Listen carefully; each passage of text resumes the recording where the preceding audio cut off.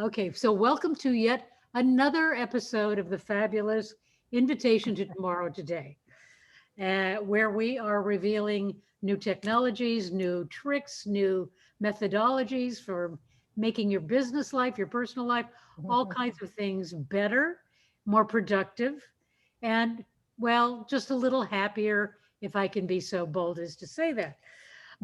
Your host, my co host, is someone I have admired longer than I have really known her.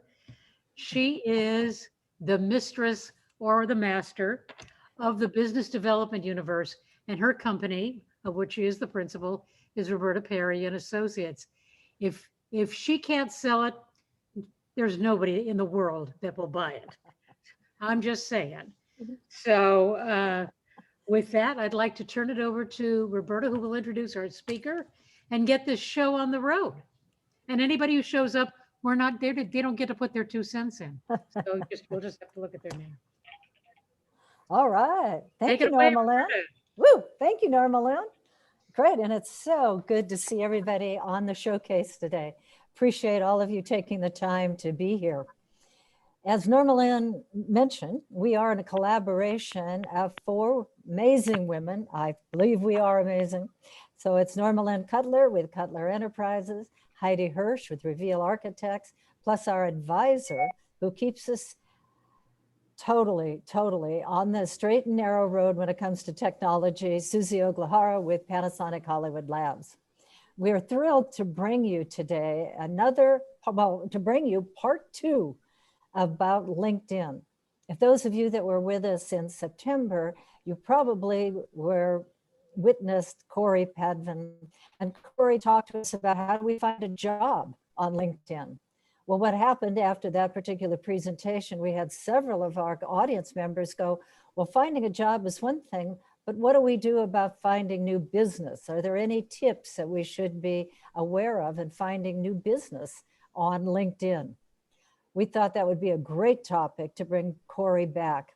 And those of you who don't know Corey is a principal partner with T2 Marketing International. I met Corey, it's got to be now a year and a half ago, over in Vegas.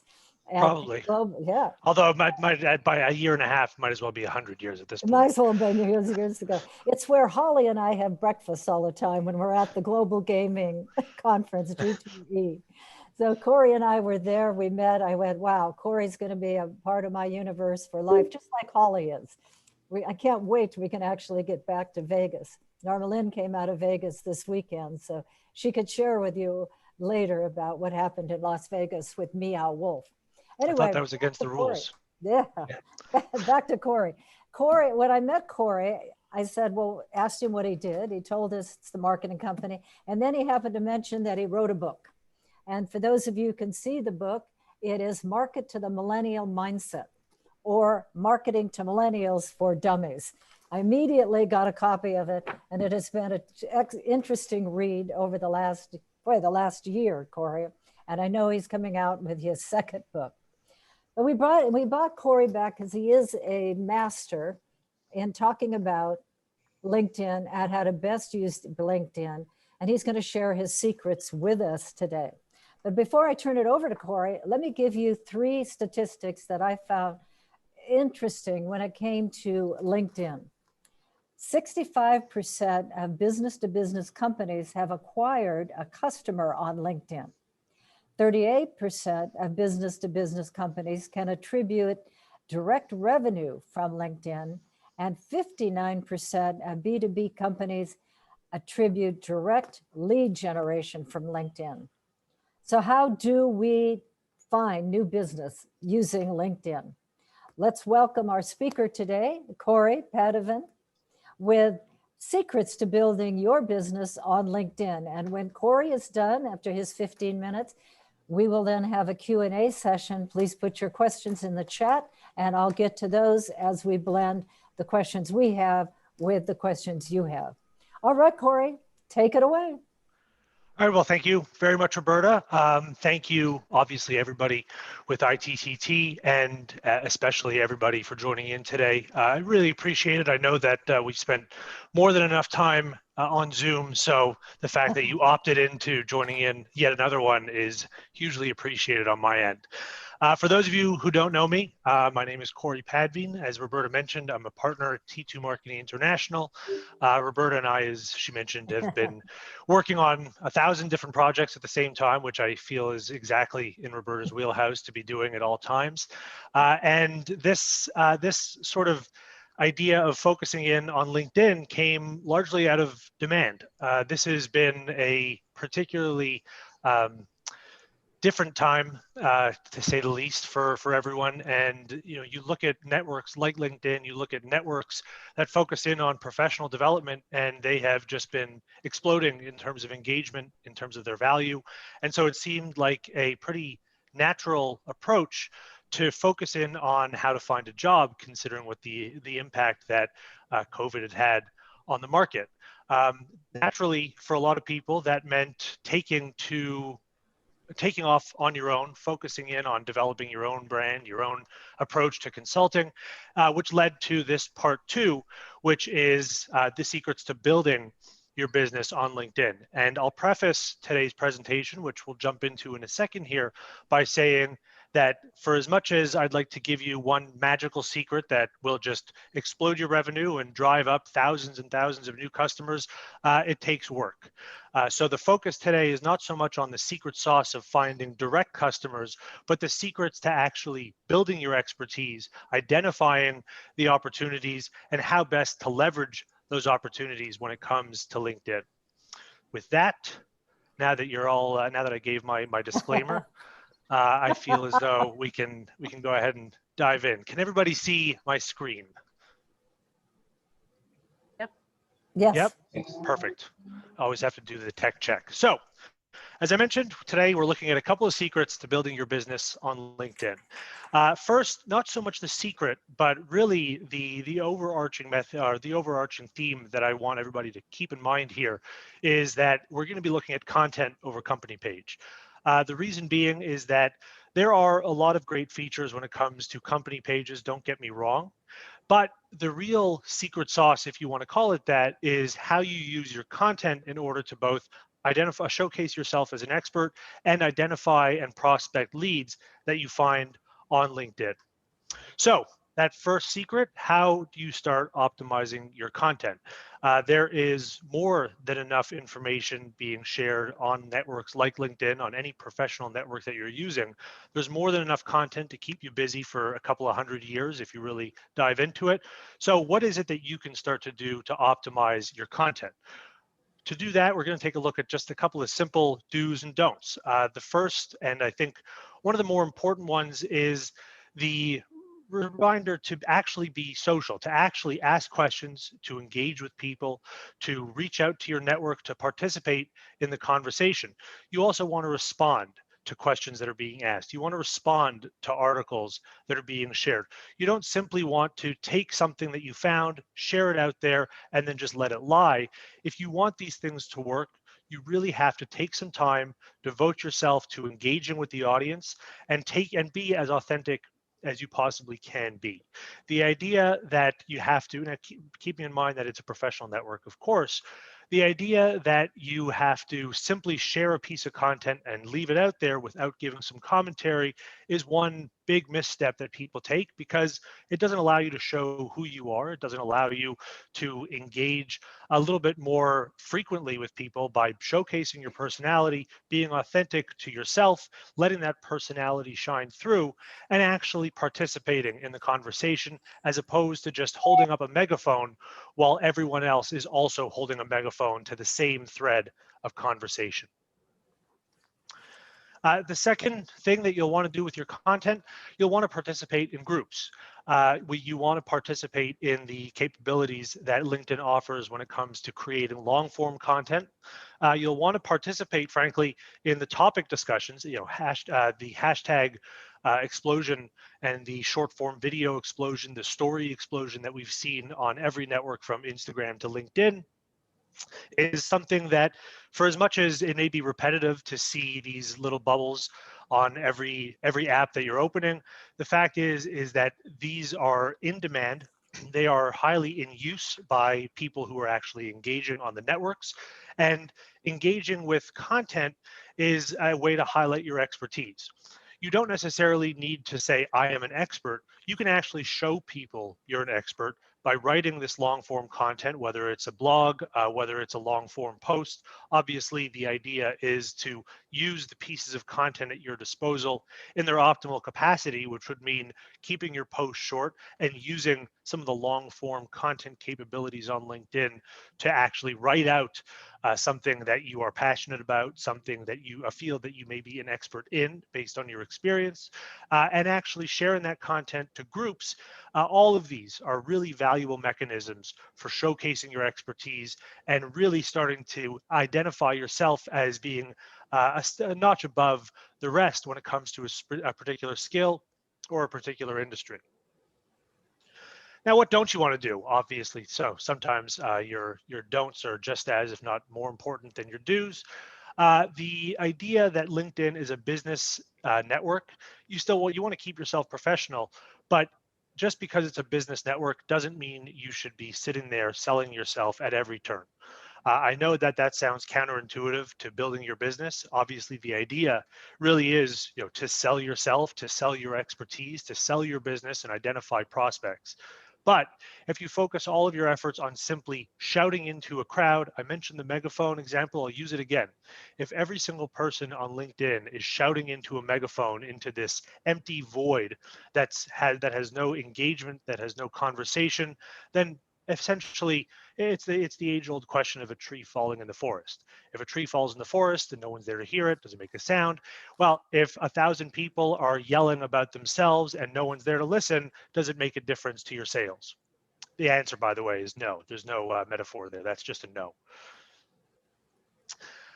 You also want to make, in highlighting your expertise and showcasing your value, you don't want to be afraid to take a bold stance on a business relevant topic. Now, I stress business relevant topic because this isn't a doom scrolling Twitter or the pit of despair of pontification that we find in sometimes our personal feeds on Facebook. This is LinkedIn.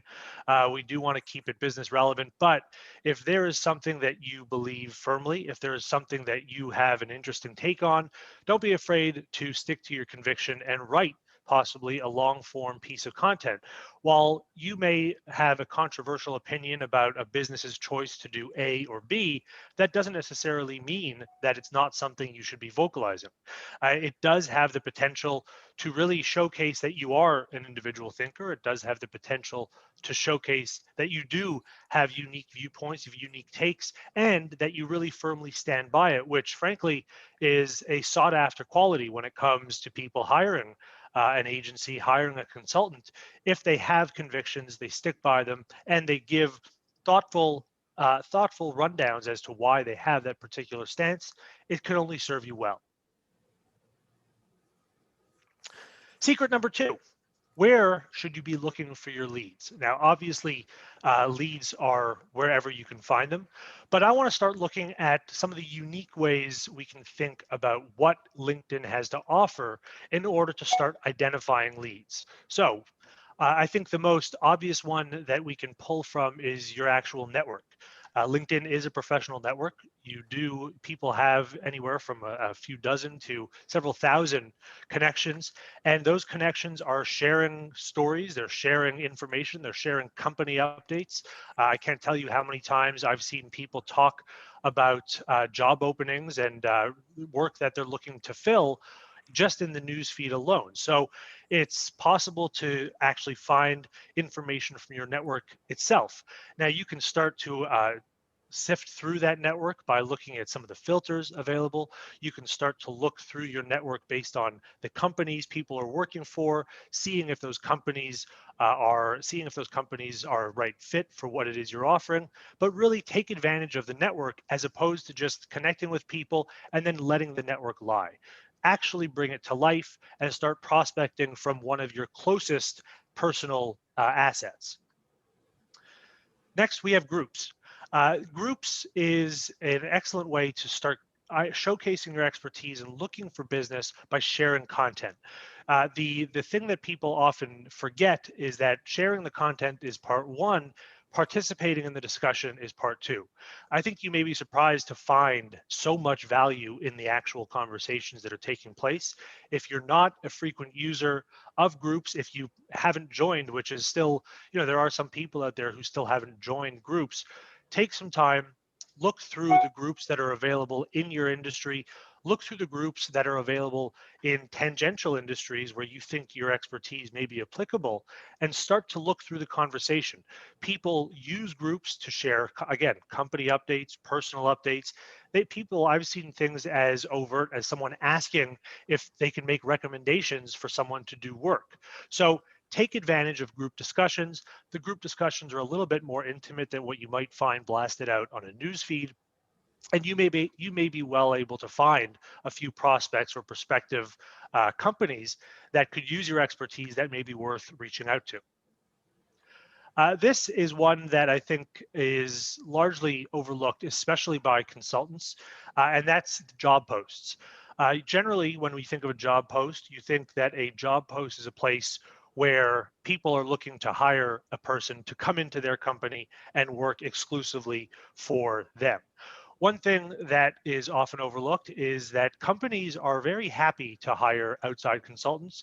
They're very happy to hire agencies simply because it's a flat fee. You don't have the benefits, you don't have packages, you don't have insurance, you don't have really any expenses to worry about, and the job still gets done, sometimes at a fraction of the cost of hiring an employee.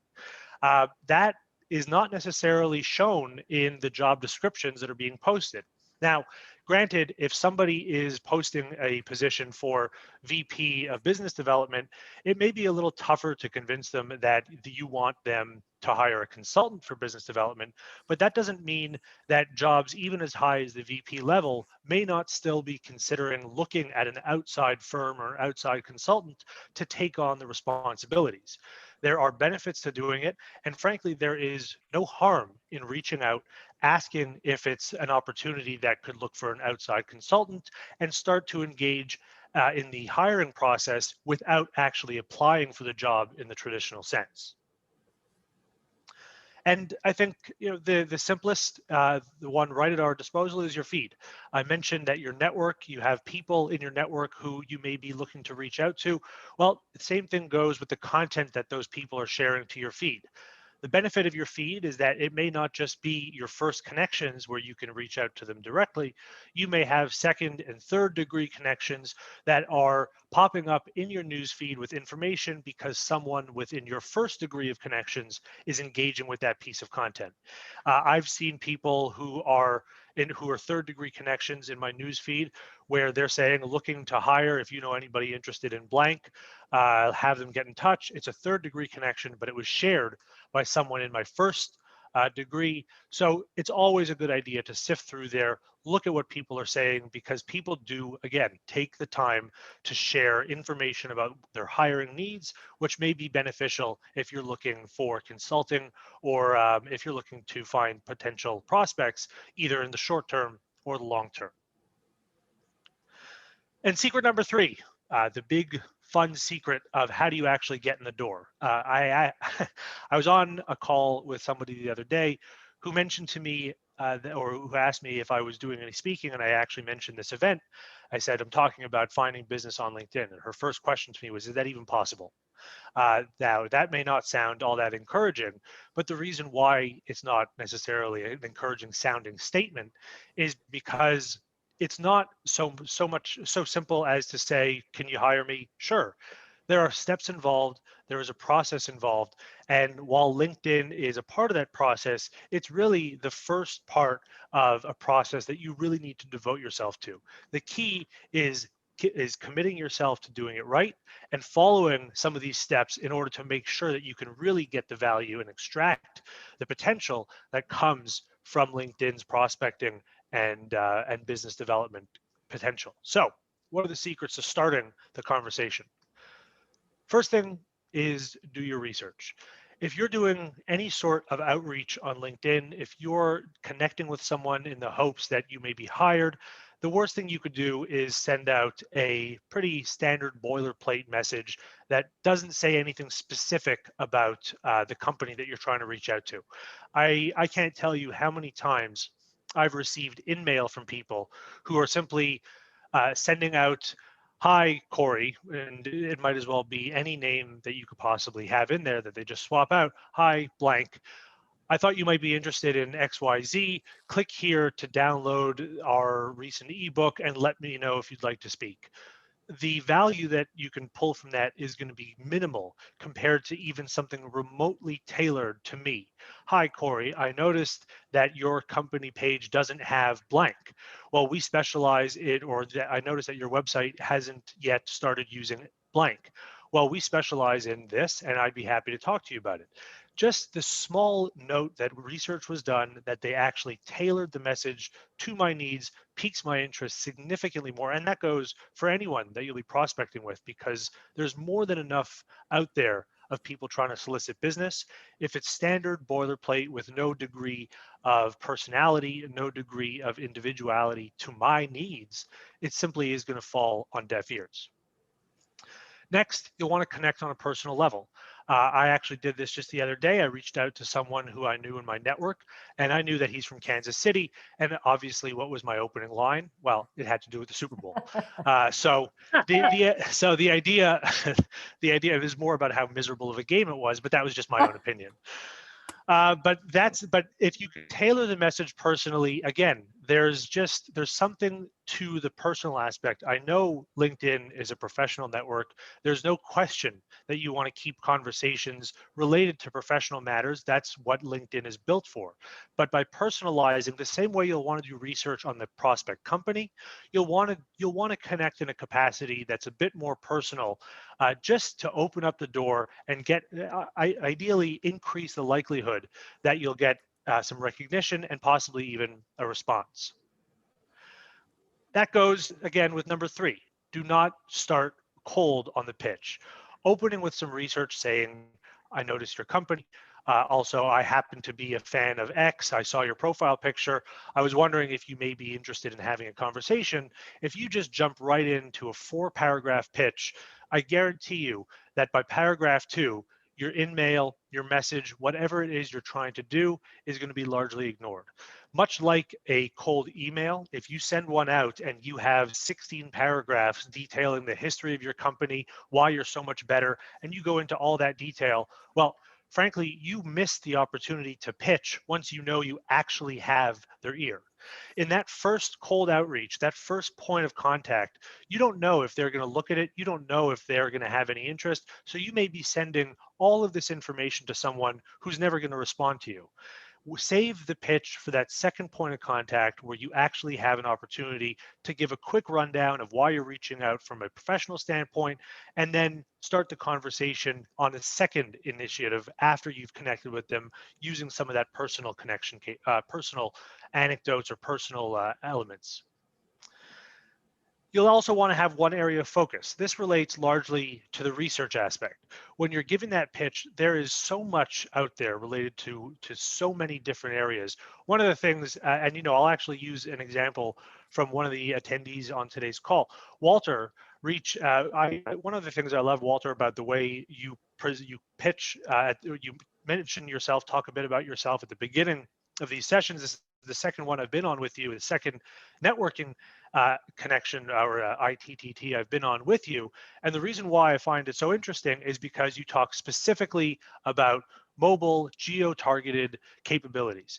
Obviously, I'm sure there's plenty more that you guys are capable of doing, but the fact that you really zone in on one specific area is something of value. And then from there, the conversation can expand as you continue to talk. But if you focus in on one specific area, if you're able to tailor through the research you've done to one specific aspect, then the conversation can flow into other naturally occurring areas when it comes to what your pitch is. And lastly, you'll want to try and find a way after you've had those first 2 or 3 talking points to move the conversation outside of LinkedIn. When you're on LinkedIn, you're still confined to let's call them the laws of LinkedIn physics. So you're still confined to what you can and can't do, how you can and can't reach out. And there's still this barrier even if it's in LinkedIn messaging, that isn't necessarily going to be getting through to someone in the places where they're checking most. So the third aspect to really continue the conversation and start to move towards that pitch and that close is going to be, I'd love to have a conversation. Do you have, what can I send you an email with a bit more information and we can schedule a call? We set up a call later this week? Here's my email and you could let me know what times might work for you. Setting something up to move off of LinkedIn really cements that this has become a prospect. Whether it's warm or cold is up to you and how you feel conversations are going. But moving that conversation from this door opening capability on LinkedIn into your pipeline is really how you'll want to close out the LinkedIn component of developing business and bring them into whatever pipeline you're using, whether that's a CRM, whether that's connecting with them over email and maintaining communications that way before you start to put them into whatever project management software you're using. LinkedIn is that first step to a much broader approach, but it's a very valuable step so long as you're maintaining so long as you're maintaining some sort of structure into how you're doing it. With that, I think we're doing all right. We ran over a little bit on time there, but don't want anybody to miss anything. So with that, first of all, before we jump into questions, you can always feel free to reach out to me. I'm always happy to answer questions. This information is publicly available. So I'll leave with that and I'll pass it back to Roberta for some questions. Wow, thank you, Corey. Woo. Thank you. Well done. I was Plenty to taking go over. notes. I was taking notes, even though I've heard your presentation before. It reminded That's always me. good. I was taking more notes. Just to start with the questions, and if anybody has questions, put that in the chat. I would appreciate it. But the first one, Corey, just to make sure everybody understands, and I'm sure they do, but let's clarify, what does CRM mean? Oh, sure. That's a customer relationship management. So if you have there are a lot of them that are out there. There are some that are simpler. I mean, I think the one that everybody would know best is probably Salesforce. That said, Salesforce, I've worked with a lot of different ones, and they all have a lot of really, really valuable capabilities. So the key is to really do some research, figure out what it is you're using it for. If you're using a service, I've found that Salesforce is really great if you're selling a software. I've found it's a little less, and understandably, it's a little less tailored for service providers. I've found Pipedrive. We use Pipedrive. I found Pipedrive is really great for service providers. So if that's definitely one to look at. But if you're comfortable with Salesforce or Close, just do the research is the key to go with CRMs. Let's make sure I understand what you just said. You said Pipedrive? Pipedrive, yeah, Pipedrive. That's the one we use, and we actually moved there from Salesforce simply because we found that it was more conducive for service providers. Good, for thank us, you. that was personally. All right, thank you. Tim, would you please put up Corey's information into the chat box for everybody? Yeah, I can actually and we'll get that back done. up on the screen here. And we'll get that done for you, Ivan. Thank you so much. First, I'm going to ask the question. Walter had a good question. I'll go to Walter's question first. How do you navigate the problem of no longer being able to form groups within your context? It's that's a great question, and I think the key really is. At first, obviously, that was something that was I was bothered by because that's really where there was a ton of value to be extracted. Then I came to realize that the problem or the reason why they did it was largely because so many people were focused in on creating groups and trying to leverage those groups for business development, that ultimately it ended up being no different than people all trying to get, basically the way I always describe it is, it's a lot easier to join into a conversation that's already happening than to try and start one yourself. So while starting a group may not necessarily be capable as the same way it was, really sifting through the groups that are available, really taking the time to research. There's still millions of groups that are out there. Okay. So taking the time to sift through is still as valuable as being able to start your own related to a specific topic. Okay, good. Thanks, Corey. Ivan, I'm going to get to your question now, but I want to ask a preliminary question, and then we'll get to the question that you have about connections. So Sure. Corey, what does, and again, most of people probably already know this, but it's good to review. What does the first, second, and third connection mean to business development? And if I've got 7,000 or 8,000 connections, are they all my first contact or first, or are they my second and third? So can you clarify some of that for us? Yeah. So if you have 5, 6, 7,000 connections, then those are all first connections, people you've connected with who have connected back with you. Those are all your first. When you see a second or third degree connection, generally speaking, it's degrees removed from your own network. A first is someone that you've connected with personally. A second is somebody that you are connected with through your network. And a third is somebody that you're connected with through some sort of disconnected connection. So basically someone that you're connected with through a group, but not necessarily connected with through your network. Someone that is not connected, that if a second degree connection commented on someone's post, you may see that person as a third degree connection. It's a degree removed from your internal network. So you have your connections, and then your network connections, which is basically people you're not connected with and don't necessarily have a direct point of introduction. Okay. So those would be pretty much, you'd need introductions from someone. Got it. All right. So now I'm going to go on to Ivan's question. Any suggestion if you don't get a response from a number one connection? That's a good question, because the same way you don't want to be reaching out cold with you don't want to send out 5, 6 emails. I mean, I can't tell you how many times I've gotten the same email from a call tracking. I won't name names, but there is a call tracking software that has sent me a dozen emails in the last 2 weeks. Safe to say I won't be using them for any call tracking needs, but a dozen emails in 2 weeks. It operates in a similar manner to LinkedIn. You don't want to send 5, 6 messages in a row.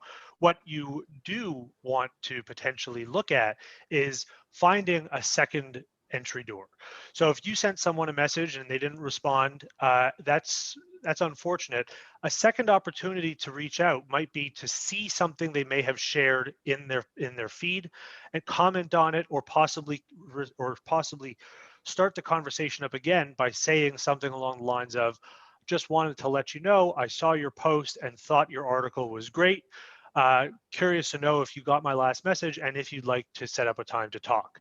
The idea is, again, to tailor it with a personal effort, tailor it in a way that actually shows that this is a conversation and not just a sales pitch. Okay. All right. Good. Thank you, Corey. This one's from Susie. Does the most recent recommendation matter over the old ones? No. No, because really recommendations they're great. They're profile specific, so they're really historical record more than they are immediate value.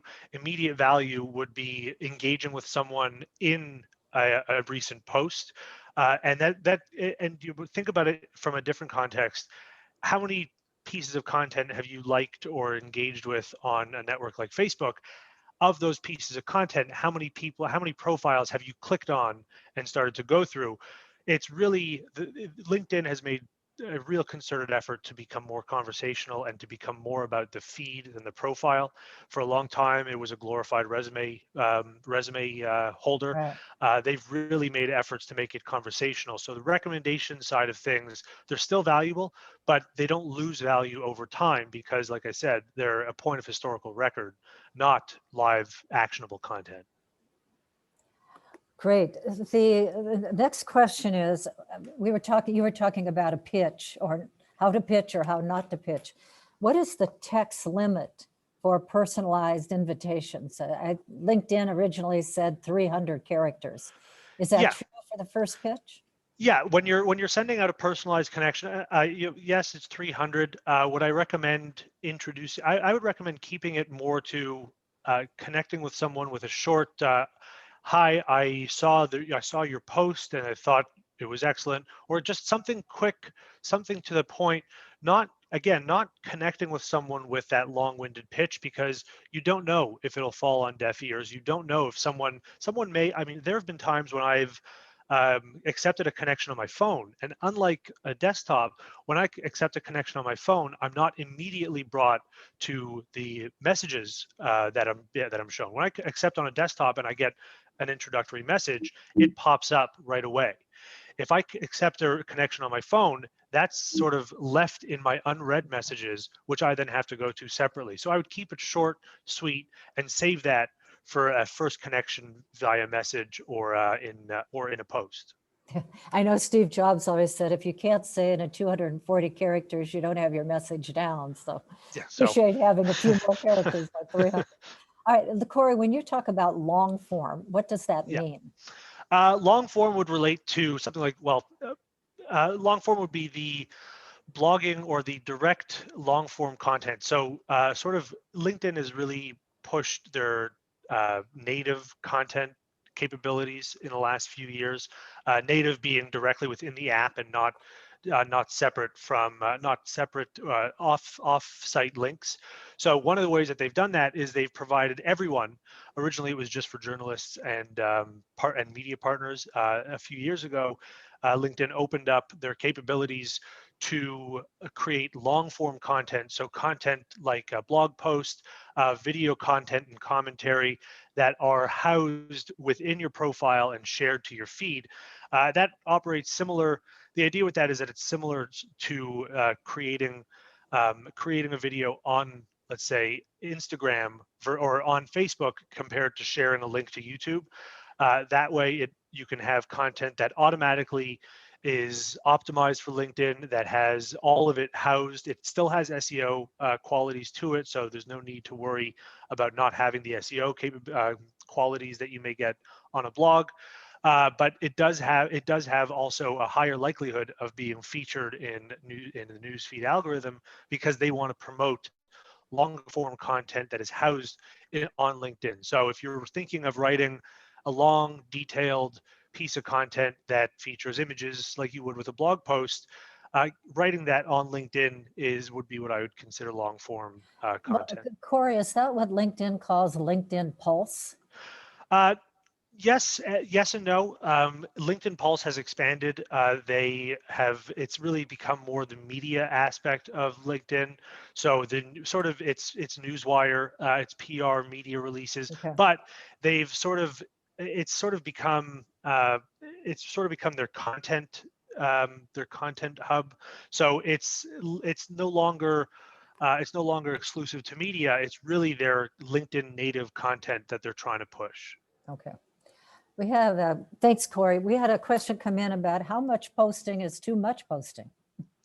That's actually a very good question, because it's I've seen there are people who mistake LinkedIn for Facebook. There are people who mistake LinkedIn for Twitter.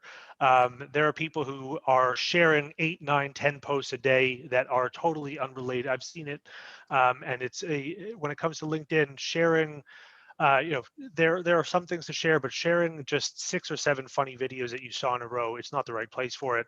That's not to say that there isn't an opportunity to share 6 or 7 pieces of content, especially if it's news, especially if it's updates. So it's really a question of, if it's the right content, there is no too much.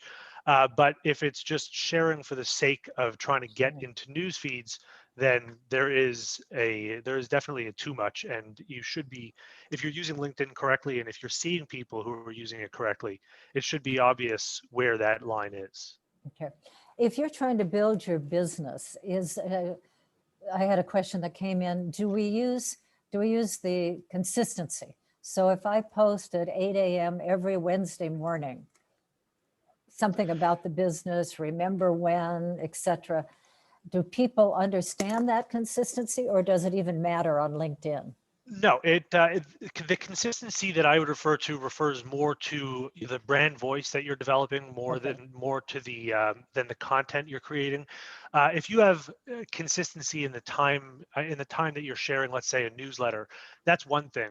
But sharing something at 8 a.m. on an algorithm-based platform, whether it's LinkedIn or Instagram or Twitter, wherever it is, the time stamp is not necessarily the consistency. It's the consistency of content, the consistency of outreach, the consistency of your voice, of your structure. So it's really more about having a consistency in who you've created for yourself and your company on LinkedIn, rather than what time it's shared. Perfect. Thank you for answering that question. Let's go up to, because we got the question in, should we be signed up for LinkedIn Premium if we're in business development? There are arguments to be made on both sides. I actually talked about this in the last session for those who were there. For those who weren't there, I'll just reiterate what I mentioned, which is if it's a question of looking for, the last session we talked about looking for a job, and I could say that if you're looking for a job, you're prospecting to find a position. LinkedIn Premium is not necessarily going to be all that much more valuable than just LinkedIn as it is. In this case, however, if you're looking for prospects, the premium, I've worked with it and I've worked without it, and there are certainly benefits if you're serious about your prospecting, and that's the key. If you're serious about your prospecting, if you're serious about using LinkedIn as a primary tool for prospecting and lead development, then there's no harm in spending the $30, $60, $100 that it may cost to use it. Then I know that there's also the Sales Navigator aspect of LinkedIn, which if you're selling services, Sales Navigator may not necessarily be the best thing for you, because sales services are more relationship and unique. But if you're selling product, if you're selling SaaS, then the Sales Navigator, especially if you're selling anything industrial, the Sales Navigator may definitely be a worthwhile prospecting tool to invest in. Again, let's just make sure everybody understands what SaaS is. Corey? Software as a service. Okay, got it. All right. Are there any other questions? I'm not seeing those. Tim, I'm not seeing any additional ones that we haven't answered in there. I got it. Perfect. So Corey, final thoughts about the secrets of building your business on LinkedIn. I would take it a step back outside of LinkedIn and just look at final thoughts of building business. LinkedIn, like any other tool or any other platform that you're going to use, is only going to work for you if you work for it. So thinking that there's a one magic wand secret is going to leave you pretty disappointed. So the key is, to your point before, Roberta, is that consistency. It's the dedication to doing it properly, and it's really taking the time and understanding what needs to be invested just from a personal time and personal effort standpoint, and you'll be able to make it work. You just have to be willing to put in what's necessary. We got to work at this? I thought business development just kind of came rolling. Yeah, I know, right? It's just easy stuff. Oh, yeah, right. Business development's easy. That's what I tell everybody. No problem. You got it. Corey, thanks again so much for. Thank you, and thank you, everybody. I appreciate it. Thank you. No problem. Thank you. And again, thank you to our audience. And with that, back to you, Norma Lynn.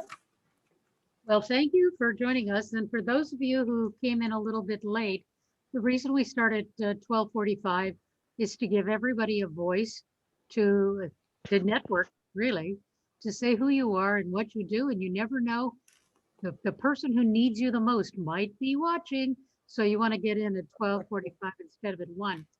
Our next showcase is on St. Patrick's Day. So we expect everybody to have a full bottle of scotch right next to them.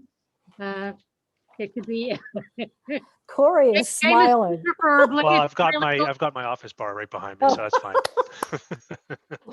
But our next guest presenter is a gentleman by the name of Lance Miller, who Roberta's known for years and years, who's in the Toastmaster world, and he's going to talk about your 30-second elevator pitch, how to craft it, how to make it more meaningful, He's the guy who's been teaching people for 15 years how to say it right. Not like Right. me and, stick your foot in your mouth as soon as you can. Yeah. This will, for those of us who tend to go on and on, this will teach us to focus, distill our message, and really come in with something that zaps like a sledgehammer. That's what he calls it. Normalyn, if I might just jump in for a moment, because people may not know what Toastmasters is, but Toastmasters International is a worldwide organization, 143 countries, over 18,000 clubs. Lance Miller, our guest speaker, in 2005 beat out 30,000 people to become the world champion of public speaking. And before COVID, he traveled the world from Saudi Arabia to China to India, all over the United States, teaching not only Toastmasters, but companies how to find their voices and also to instruct them on this 30-second elevator's pitch. So when Lance said he was available, I jumped on it. So to bring him to all of our showcase audience, because he'll get that down for us in about 15 minutes. And again, as Norma Lynn said, he won't do it with a hammer and a sledge. He's very nice. Back to you, Norma Lynn. He's a gentleman. He So is. I will thank you all for attending. And again, if you want a copy of this actually sent to you by tonight or tomorrow, please make sure to let us know. You can still fit into the chat or text whoever or email whoever invited you to this showcase, and we will be sure to get it to you so you can use it for reference. But thank you again for those repeat offenders who've shown up today. We're really gratified to see you more than once here. All right. Have a good week. Have a great Thanks, week. everybody. Bye. Bye. Heidi, you want to stay on?